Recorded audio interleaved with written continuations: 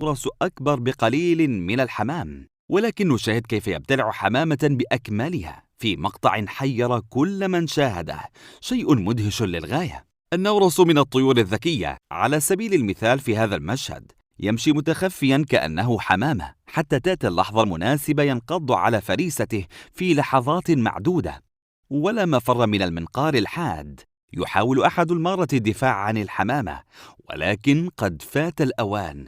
يستطيع هذا الطائر السفر مسافة حوالي 5000 كيلومتر بحثا عن الدفء في فصول الشتاء، لتعود مجددا عند تحسن الطقس. وفي مشهدنا هذا تجمع لطائر البجع الشرس الغني عن التعريف في شراسته الفائقة.